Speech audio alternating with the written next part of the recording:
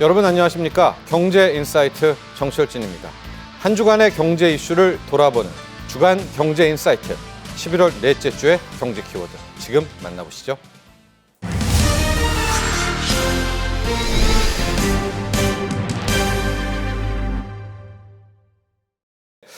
(10월이요) 10월 기준으로 역대 최고치 수출 실적을 또 달성을 했습니다. 여러분 하고 수출은 2023년 10월 이후 13개월 연속 플러스거든요.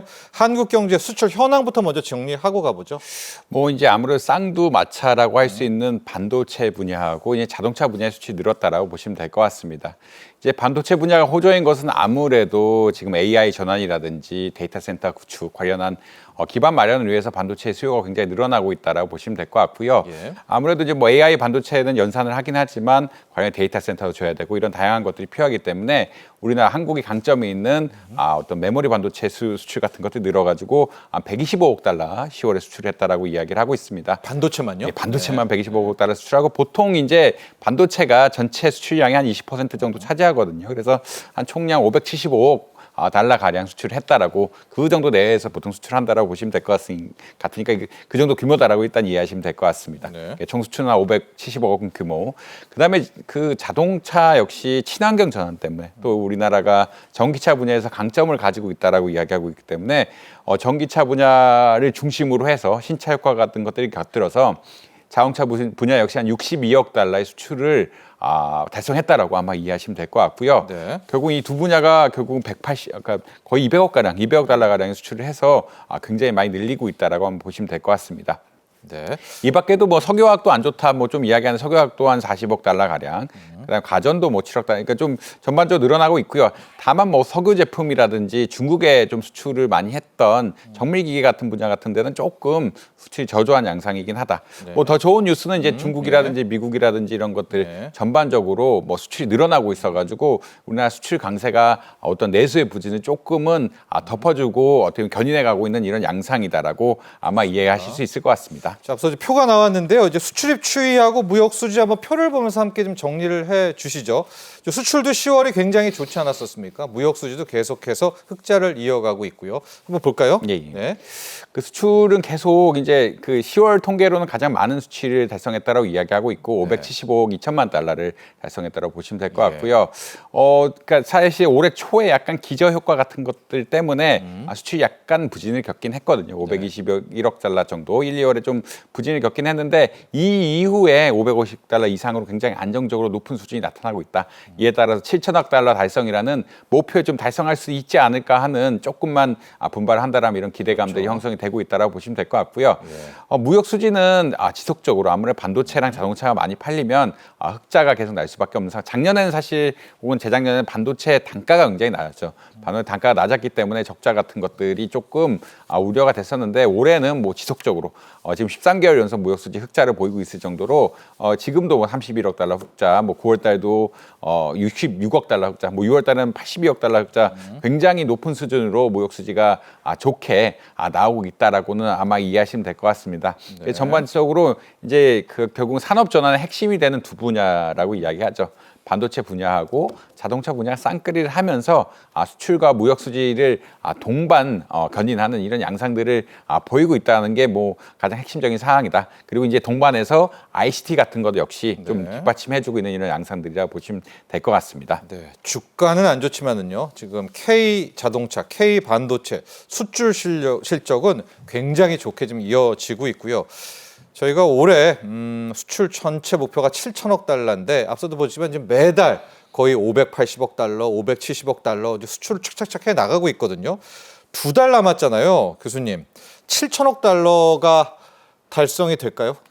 열심히 하면 달성이 돼. 사실은 목표이기 때문에 지금 수치상으로는 조금 부족한 측면이. 그래도 11월, 12월에 조금 달리면 어떨까요? 근데 이제 계절적으로 약간은 수출이 조금 어려운 시즌에 11월, 12월에 수출이 많은 시즌은 아니긴 한데 올해 지금 5,662억 달러를 하고 보통 지금 수준이 5,600억 뭐 조금 더 하면 5,800, 그러니까 580억 죄송합니다. 이 정도 수준이기 때문에. 뭐 수치적으로 달성하려면 그 매달 700억 600억 달러 이상은 해야 되죠. 600억 달러 이상은 해야 되는데 그 수치를 넘기기가 가능성이 있지만 조금 예. 더 분발해야 되는 시점인 건 분명히 맞다라고 아마 이해하시면 될 것 같고요. 예. 그럼에도 7천억 근처까지 가는 거 자체가 굉장한 성격이다, 굉장한 성과다라고 아마 그것도 역대 최대겠죠. 역대 최대 예. 규모기 달성하기 때문에 우리가 목표는 늘 열심히 잡고 거기에 따라서 달성하면 진짜 좋은 것이고 거기에 네. 따라서 어떤 전반적인 기여를 평가해야 되긴 하겠지만 지금 아무래도 이제 역대 최대 수준을 달성할 수준이기 때문에 올해 수출 시점 굉장히 호시적이다. 네. 그것에 대한 어떤 평가는 긍정적일 수밖에 없다라고는 말씀드릴 수 있을 것 같습니다. 그래도 저는 일단은 꿈은 버리지는 않겠습니다. 저희가 반도체, 자동차도 잘하지만 올해 돌아보면 원전, 방산, 또 해양 플랜트 수출 괜찮았었거든요. 근데 저희가 또 이렇게 7천억 달러 수출에 집착하는 또 아주 몰입하는 이유가 한일 대결이 있어요. 우리가 수출로 일본을 이때까지 X로요 이겨본 적이 없는데 7천억 달러면은 안정적으로 이길 수가 있다. 6,900억 달러여도 좀 될까요? 한일 간의 이 대결은 어떻게 보세요? 일본과의 수출 대결은 승리를 할 수 있겠습니까? 아무래도 이제 수출 경제 사실은 뭐 네. 두 나라 경쟁하는 게 네. 이제 뭐 수치적으로 하는 게 좀 뭐 의미가 좀 어떻게 보면은 우리의 애국심을 자극한다는 측면에서 굉장히 좋은 측면이 있는 것 같고요. 네. 근데 사실 일본은 작년까지는 7천억 불이 넘었습니다. 7천억 네. 달러 넘어서 우리가 좀 접근하기 어려운 수준이었는데 올해 전반기에 수출이 별로 안 좋았습니다. 맞아요. 일본이 뭐 네. 자동차 같은 것들이 전반적으로 네. 수출이 안 좋으면서 마이너스 성장을 했거든요. 이 그러니까 수출이 좀 줄었다는 이야기인데 네. 우리는 오히려 플러스 성장을 하면서 수출이 늘었다. 지금 수준으로 봤을 때는 거의 98% 수준까지 쫓아갔다라고 이야기하고 있고요.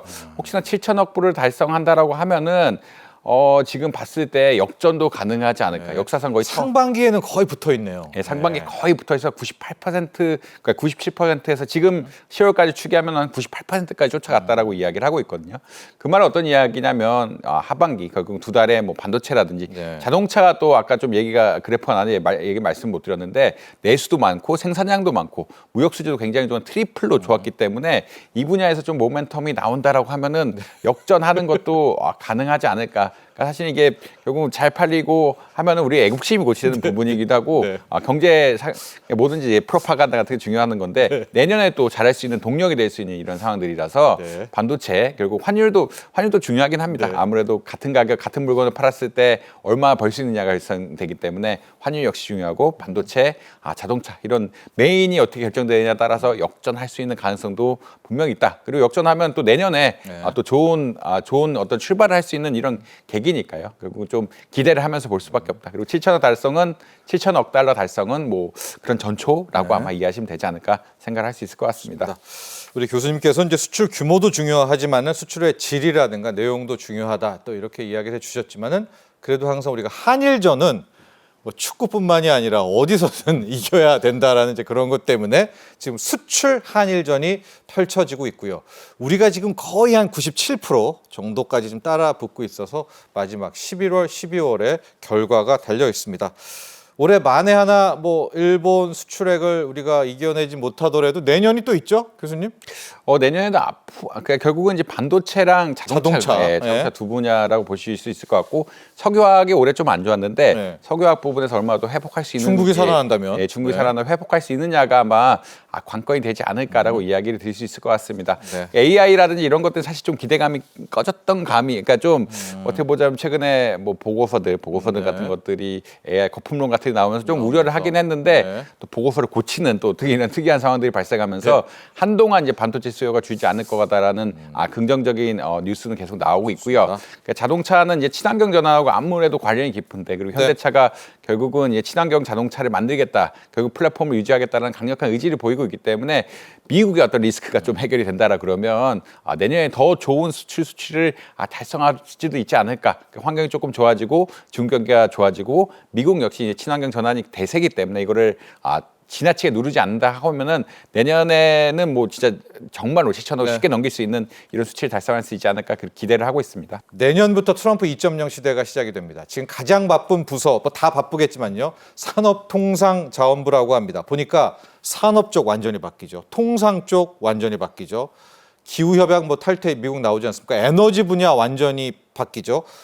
와, 이거 굉장히 좀 할 일이 많습니다. 어떻게 지금 대응 전략을 짜고 있나요? 여러 가지 이제 이게 모든 분야에 대해 다 대응 전환을 내년부터 다 바꿔야 되죠. 다 바꿔야 될 네. 시점이라고 보시면 될 것 같고요. 결국은 수출 차원에서는 수출 품목 및 지역의 다변화란 이야기를 계속 하지 않을 수밖에 없습니다. 예. 그러니까 사실 2010년대에는 중국의 의존도가 컸고 이제 중국의 의존도를 미국으로 좀 옮겨가고 있는 상황들인데 아무래도 또 미중 무역 갈등 같은 것들이 보복 관세 같은 것들 물리게 되면은 우리나라 또 고래등에 새우등 터진다고 해서 피해를 볼 가능성도 굉장히 높고요. 그다음에 이런 경제 간의 어떤 패권 경쟁에 있어서 관세 전쟁 같은 게 이루어지면은 중국에만 목적타를 날릴 수가 없기 때문에 미국 역시 중국 관세를 올리고 다른 나라 관세를 아예 안 올리는 것은 불가능한 상황이기 때문에 우리나라 관세 역시 좀 올라갈 이런 측면들이 있다라고 아마 이해하실 수 있을 것 같습니다. 그리고 관세가 올라가게 되면은 아무래도 수출이 좀 어려워지게 되는 이런 상황들이고 그렇다는 얘기는 중국하고 미국의 수출 의존도를 좀 줄이고 EU나 인도나 뭐 남아메리카라든지 이런 전방위적으로 지금 수출을 늘려야 된다라는 이런 어떤 상황들이 왔다라고 일단 이해하시면 될 것 같습니다. 예. 그리고 2010년대는 다자간 협약이라 그래서 통상 협약 같은 것도 굉장히 다자간으로 해서 금융 안정망도 구성하고 했는데 이제는 1대1의 시대라고 이야기하고 있거든요. 양 나라 간의 어떤 것들을 어떻게 보면 교섭 같은 거를 만들어서 양국 간에 해결해야 된다는 거. 양국 FTA 예전에는 뭐 3자 간 FTA 이런 것도 많이 나왔는데 그런 것보다 양국 간 FTA 이런 것들을 통해서 극복을 해야 된다는 이야기들이 많이 나오고 있어가지고 개별적인 FTA 뭐 과테말라라든지 전 세계적으로 개발도상국까지 범위를 넓히면서 개별 국가에 대한 FTA 같은 것들도 굉장히 많이 늘리고 있다. 그다음에 경제 동반자 협정이라고 하는 EPA 같은 것들도 개발도상국 위주로 많이 늘리면서 우리나라가 어떤 미국이나 이런 중국의 경제 충격이 왔을 때 대응할 수 있는 능력들을 향상시키고 있다라고 보시면 될 것 같고요. 네. 그리고 아무래도 우리나라 경쟁력은 투자기 때문에 이런 아까 기회특구라든지 이런 특구를 지속적으로 특구에 대한 혜택들을 늘리면서 첨단 혁신 산업의 경쟁력을 유보시키려는 계속 지키고 경쟁력 격차를 벌리려는 이런 노력들을 산업통상자원부 그리고 정부 차원에서 지속적으로 해나가고 있다라고 아마 이해하시면 될 것 같습니다.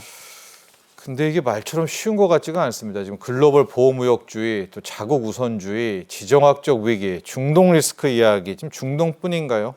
러시아, 우크라이나, 중국, 대만도 좀 들썩대고 있고 굉장히 다른 2025년 한 해를 맞게 될 것 같은데 굉장히 지금 정부가 바쁩니다. 여기에 대한 대응책도 지금 그러나 세우고 있겠죠?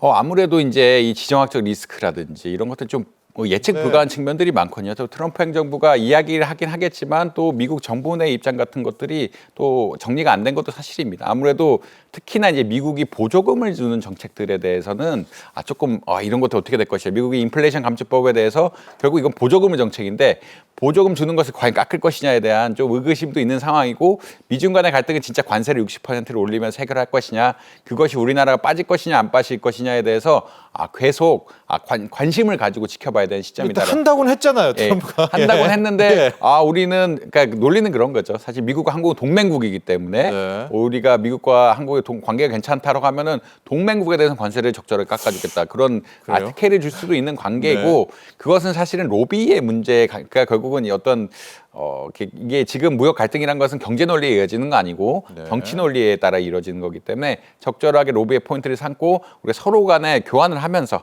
그러니까 뭐 미국의 석유를 산다든지 최근 대만에 나온 뉴스 중에 하나는 미국의 석유 제품 수입을 늘리겠다라는 대만이? 예, 대만이 네. 대만이 왜냐하면 미국의 어떤 흑자가 너무 많이 쌓이게 되고 경제 안보망 같은 것을 강화하기 위해서 미국의 석유를 수입하겠다는 이야기를 하고 있거든요. 트럼프의 석유 정책에 또 발맞춰 주네요. 예, 호응해 주네요. 예, 아무래도 예, 특히나 우리나라보다 대만이 더 위험한 시점이기 때문에 그런 것들 돈을 더 많이 벌었기 때문에. 돈을 더 많이 벌기도 하고 미중 갈등이 생기면 가장 위험한 지가 타이완이기 때문에 굉장히 적극적으로 구에 나서고 있다고 보시면 될 것 같고요. 네.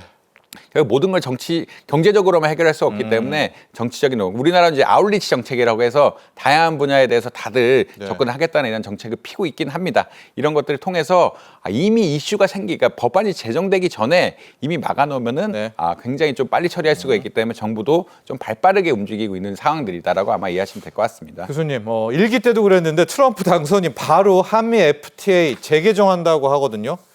그럼 이걸 재협상 테이블에 우리가 앉아야 된다면 지금 당장 자동차, 당장 반도체 이 부분은 어떻게 해야 됩니까? 이거 정치적으로 이거 풀 수 있어요, 이런 것들을? 사실 이제 반도체는 미국 내 아직 반도체 생산 시설이 기반이 안 돼 있기 때문에 직접 바로 뭘 하긴 좀 어렵다라고 생각하는 측면들이 있고요. 그렇지만 자동차는 사실 트럼프가 러스트 벨트를 통해서 당선이 됐기 때문에 GM이라든지 포드라든지 뭐 테슬라 이런 쪽을 육성을 또 안 시켜줄 수가 없거든요. 그런데 그럼요. 이제 예. 인플레이션 감축법을 약화시키면 이들에 대한 보조금을 줄인다는 얘기인데 보조금을 줄이는 대신에 이제 관세를 높이면서 다른 나라의 경쟁을 좀 약화시킬 것이 아니냐라는 어떻게 보면 부정적인 의견을 가지시는 분들이 많다라고. 이제 그게 한미 FTA 재협상 예, 아니겠습니까? 그게 재협상이라고 예. 아마 이해하시면 될 것 같습니다. 결국은 미국 내 보조금을 줄이면서 그 관세를 높여서 이렇게 대응하는 것이 아니냐라는 우려가 생길 수밖에 없기 때문에 정부 입장에서는 빠르게 대응한다는 것은 정치, 뭐 그다음에 경제 안보 그러니까 예. 모든 분야에 대해서 인적 네트워크라든지 정보 네트워크를 활용해서 다양한 형태의 로비를 취해야 된다라는 그런 입장으로밖에 볼 수가 없습니다. 그리고 이제 아무래도 무역 수지 흑자가 쌓이게 되면 특히나 최근 환율 조작국 이슈가 계속 네. 나오거든요. 환율로 또 문제를 삼을 가능성도 있고 실제로 환율이 올라가고 있는 상황들이기 때문에 네. 좀 우려가 될 수밖에 없는 이런 상황이라서 이런 것들에 대해서 환율 조작 지점 같은 것도 피할 수 있는 어떤 환율 정책 같은 것들, 시장 위주의 환율 정책 같은 것들을 적절하게 피면서 우리는 뭐 미국의 이해관계에 반하지 않는 그런 경제 정책을 펼겠다고 좀 명확히 할 수밖에 없는 이런 상황들이 왔다라고 아마 이해하시면 될 것 같습니다.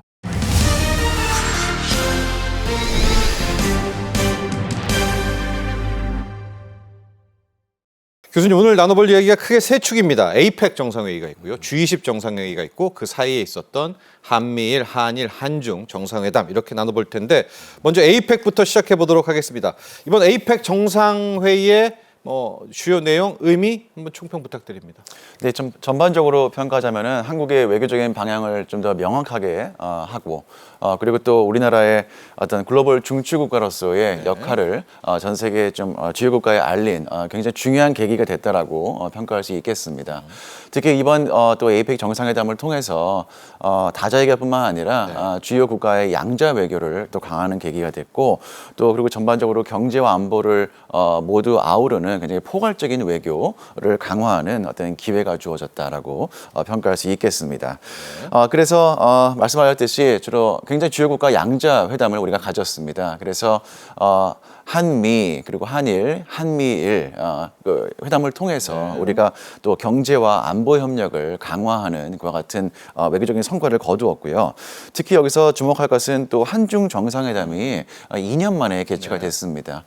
이 정상회담을 통해서 시진핑 주석과의 회담을 통해서 한중 간의 그 경제 무역의 협력에 대한 많은 얘기를 나눴고 특히 이 두 나라 사이의 그런 해빙 분위기를 조성하는데 아주 중요하게 어떤 이 회담이 기여를 했습니다. 네.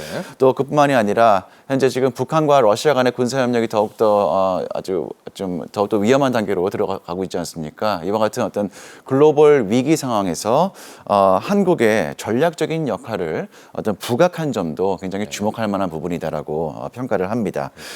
또 뭐 페루, 캐나다, 베트남, 브루나이와 또 정상회담이 있었고요. 네. 이 나라들 사이에서 또 어떤 이제 자원과 또 그리고 방산 협력에 대한 중요한 또 진전이 있었습니다.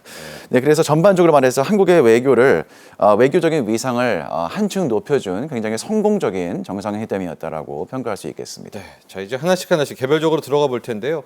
이번 에이펙 정상회의도 그랬고 G20 정상회의도 그렇고 아마도 미국의 트럼프 당선인을 의식해서였을까요? 자유무역, 또 다자간 교류, 다자간 외교 이런 이야기가 참 많이 나왔습니다. 이번에 에이펙 정상회의에서 나왔던 마추픽추 선언문. 교수님, 다자무역 질서를 성립하자 이런 내용인 것 같아요. 마추픽추 선언문의 주요 내용부터 한번 볼까요? 이게 어쨌든 에이펙 정상회의의 성과잖아요. 네, 마추픽추 선언문의 가장 중요한 내용은 사실 에이펙의 어떤 청사진 근본적인 정신을 담고 있습니다. 결국 다자무역 질서를 지지하고 그리고 또 환경을 고려하는 지속 가능한 발전 그리고 포용적인 경제 발전의 어떤 비전을 좀 재확인했다라고 할 수 있는데요. 그런데 이와 같은 원칙도 이면에는 이제 내년 1월이면은 트럼프 행정부가 이제 들어서지 않습니까? 그동안의 선거 캠페인 과정에서 어떤 모든 수입품에 대해서 보편적인 관세를 부과하겠다. 그리고 또 중국에 대해서는 사실상 좀 어떤 거의 뭐 징벌적인 네, 60%의 네. 관세를 부과하겠다라는 이제 선거 공약이 있지 않았습니까? 예, 그래서 앞으로 어떤 보호무역주의의 확산에 대비해서 에이펙에 있는 21개의 회원국들이 그거에 대해서 좀 더 이제 그거에 대비해서 하나의 목소리를 통해서 좀 더 자유무역의 중요성을 강조하는 자리였다라고 할 수가 있겠습니다. 네. 예, 그리고 또 그것뿐만이 아니라 여성의 권위 그리고 디지털 어떤 개발을 통한 포용적인 성장의 네. 중요성을 또한 강조했고요. 또한 어떤 기후 변화에 대응하는 지속 가능한 성장을 추구하겠다는 또 의지를 보여줬습니다. 예, 그래서 결국은 앞으로 트럼프 행정부의 어떤 이제 그 트럼프 대통령의 취임을 앞두고 어떤 글로벌 경제의 불확실성을 완화하고 또 아시아 태평양 지역의 영내 협력을 강화하는 어떤 에이펙의 결의를 보여줬다. 예, 그리고 또 나아가서 에이펙이 단지 그 21개의 어떤 국가 수반들이 모여서 대화를 나누는 그런 자리가 아니라 이 아시아 태평양 지역의 경제 협력과 경제 통합을 앞으로 주도하게 될 굉장히 중요한 플랫폼임을 다시 한번 확인시켜주는 어떤 선언이었다라고 평가할 수 있겠습니다. 자, 그런데요. 우리가 현실적으로 좀 생각을 해봐야 될 텐게 이제 마추픽추 선언문 내용을 좀 보니까 자유롭고 예측 가능한 자유무역, 또 환경을 지키는 탄소 중립 이야기도 막 계속 나오고 있습니다. 무탄소 이야기. 그러나 지금 실효성 논란도 나오거든요. 당장 내년부터 트럼프 이제 대통령이 되겠죠. 석유 막 쓰고 또 관세 때리고 이러면 지금 에이펙들이 아무리 해봤자 또 와야 될 수 있는 거 아니겠습니까? 이게 그 미국 빼고 연합할 수도 없는 거 아니에요. 그러니까 그런 현실성에 대한 이야기가 많이 나오는 것 같습니다. 네, 굉장히 어려운 질문하시는데요. 예, 앞으로 뭐 트럼프 대통령이 취임해서 정말 그중 60% 수준의 관세가 부과될 것인가? 네. 그러니까 그건 좀 두고 봐야 됩니다, 사실. 네. 예, 그래서 석유실은 어때요, 그러면요? 석유를 막 쓰겠다. 예, 태양광 풍력 안 쓰겠다. 그러니까 파리 네. 그 기후변화 협정에 바로 탈퇴하겠다. 탈퇴하겠죠. 이제 그런 네. 이제 얘기가 있었는데요. 예, 저는 탈퇴할 가능성이 좀 있다. 네, 라고 일기 때는 뭐 생각하고 바로 첫날에 탈퇴했으니까. 맞습니다. 네. 예, 그래서 사실 그와 같은 이제 예측 불가능한 일들이 앞으로 우리 앞에 펼쳐질 것이기 때문에 저희가 에이펙에서 단순히 어떤 미래의 청사진과 비전만을 제시하는 것은 안 되잖아요. 네. 예, 그래서 좀 더 우리가 앞으로 좀 우리가 변화할 수 없는 구체적인 어떤 절차, 구체적인 실현 방법 등을 어떤 제시할 수 있는 좀 어떤 여러 가지 부속서들을 또한 이번에 채택을 했습니다. 네. 예, 그래서 예를 들어서 아시아 태평양의 지역의 자유무역지대 그리고 경제 통합으로 나아가기 위해서 또 회원국 사이에 굉장히 어떤 함께 존재하고 있는 여러 나라들 사이에 어떤 협정들이 또 별개로 있지 않습니까? 그래서 요 21개 에이펙 국가의 전체적인 협정과 그 회원국 사이의 여러 가지의 다양한 양자 간 그 지역 간의 협정들이 함께 조화를 이루고 또 통합할 수 있는 기반을 만들기 위해서 네. 좀 더 전체적인 어떤 지역 통합을 나가는 좀 더 구체적인 로드맵을 제공하는 그와 같은 역할을 이번 에이펙이 수행했다라고 할 수가 있습니다. 네. 예, 그래서 어떤 추상적인 비전을 이제는 좀 더 실행에 옮기자. 예, 그래서 구체적인 로드맵 위에서 네. 우리가 이와 같이 예측 불가능한 트럼프 행정부에 대비하자. 좀 그와 같은 어떤 회원국 사이에 어떤 의지가 보이지 않았나 저는 그렇게 생각을 합니다. 좋습니다. 우리에겐 굉장히 중요한 정상회담들이 이어졌습니다. 한미일, 또 한미, 한일, 한중 정상회담이 이루어지게 됐었는데요. 짧게라도 이 각 정상회담의 성과들, 결과 주요 내용들 한번 정리를 해보고 갈까요? 네, 먼저 한미일부터 한번 네. 시작해 보겠습니다. 조 바이든 대통령 그리고 이시바 시게루 일본 총리 그리고 윤석열 대통령 세 명이서 만났습니다. 네. 그래서 그동안 이 굉장히 그 좋은 어떤 케미스트리를 보여주지 좋았죠. 않았습니까? 네. 예, 그래서 근데 문제는 이제 내년에 이게 유지됐습니다. 맞습니다. 그게 문제입니다. 네. 네. 예, 그래서 이 협력의 지속성을 유지하기 위해서 한 가지 굉장히 중요한 어떤 합의가 있었습니다. 그게 뭐냐면은 한미일 협력 사무국을 출범하는 것입니다. 네. 예, 그래서 물론 이것이 앞으로의 모든 협력을 다 보장할 수는 없지만은 그래도 앞으로 내년 내도 이와 같은 협력의 동력을 우리가 유지하기 위해서 긴밀한 어떤 협력을 계속 유지하는 그 제도적인 하나의 장치가 됐다라고 평가해 볼 수가 있겠습니다. 또한 또 한미 정상회담을 통해서는 한미 동맹의 굳건함을 다시 한번 재확인했고요. 그리고 또 러시아의 우크라이나 전쟁, 네. 북한의 참전, 그리고 북한의 미사일 도발에 대한 한미의 공동 대응 방안을 모색하는 자리였다고 평가할 수 있겠습니다. 또 한일 정상회담 과정에서는 내년이 한일 국교 정상화 60주년입니다. 그렇더라고요. 그래서 네. 또 60주년을 맞이해서 한일 양국이 더욱더 양국 관계를 한 단계 더 발전시키는 데 합의를 했고요. 그리고 특히 이제 내년에 미국의 정권 그 교체를 앞두고 한일 간의 협력과 공조가 사실 어느 때보다 중요하다고 할 수가 있거든요. 예, 그래서 이와 같은 공조의 중요성을 다시 한번 확인하는 자리였습니다. 네.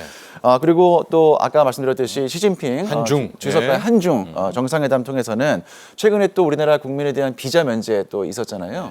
예, 그래서 경제, 문화, 인적 교류 활성화에 대한 얘기가 있었고요. 그리고 또 우크라이나 전쟁 그리고 북한의 참전과 같은 글로벌 안보 위협에 대한 좀 더 국제사회의 대응 필요성에 대한 공감을 갖다가 만들어내는 어떤 의미 있는 자리였고 네. 이걸 통해서 한중 간의 전략적인 협력 동반자 관계를 앞으로 더욱 발전시키기로 합의했습니다. 좋습니다. 자, 그리고 이번 에이펙 정상회의 개최국이죠. 페루와도 상당히 많은 경제적인 성과가 있었습니다. 공동선언문도 채택을 했고 이와 함께 방산 쪽, 광물 쪽에서도 의미 있는 또 MOU와 이런 관련 계약들이 성사가 됐는데 큰 틀에서 우리 한국과 페루가 협력하기로 한 공동선언문 내용부터 한번 가보도록 할까요? 네, 한 페루 간의 공동 성명 정상회담을 통한 합의가 있었고요. 네. 이것을 통해서 사실 굉장히 중요한 어떤 합의 내용들이 있었습니다. 네. 사실 여러 가지가 있는데요. 그 중에 가장 어떤 뭔가 눈에 띄는 것은 사실 예. 두 가지로 좀 좁혀질 수 있을 것 같습니다. 첫 번째는 앞으로 한 페루 간의 자유무역협정 FTA를 활용한 더욱더 어떤 양국 간의 경제 협력을 더욱더 확대할 것이고 또 이 과정에서 중요한 것이 바로 페루가 굉장히 중요한 것이 핵심적인 광물 자원을 보유하고 있는 나라입니다. 예, 그래서 페루의 이와 같은 핵심 광물 교역을 강화하고 특히 또 페루에서 공공 인프라 건설 프로젝트에 예. 우리나라 한국의 기업들이 더욱더 많이 참여하는 그와 같은 합의문이 있었습니다. 그리고 또 두 번째는 우리 K 방산 요즘 잘 나가지 않습니까? 맞아요. 예, 그래서 앞으로 사실 이 에이펙이 앞으로 K 방산이 중남미에서 더욱더 수출을 확대하는 굉장히 계기가 되는 것으로 우리가 기대를 가지고 있습니다. 그래서 페루와 방위산업 협력 강화를 우리가 합의를 했고 그리고 여기에는 잠수함 공동 개발 그리고 또 군용 차량 개발 협정 등 여러 가지의 다수의 어떤 방산 협력 계약을 체결하는 어떤 성과가 있었습니다. 네. 자, 이번에 G20 정상회의 끝나고 나온 선언문에는 윤석열 대통령이 그동안 강조해왔던 많은 내용들이 담겨 있다라고 합니다. G20 정상회의 선언문 내용 한번 점검해 볼까요? 네, 이번에 G20 회의가 끝나고 나서 선언문이 채택이 됐는데요. 여기에 우리 윤석열 대통령께서 평소에 강조하셨고 또 이번 회의 과정에서 굉장히 어떤 강조했던 그런 포인트들이 많이 반영이 됐습니다. 첫 번째 내용은 바로 기아와 빈곤 퇴치라고 할 수가 있습니다. 예, 그래서 윤석열 대통령께서 글로벌 식량 위기 대응을 위해서 인도적인 지원과 식량 원조 사업 확대를 그동안 강조했고 바로 이와 같은 내용이 이번 선언문에 담겼습니다. 두 번째 내용은 바로 기후 위기 대응과 에너지 전환입니다.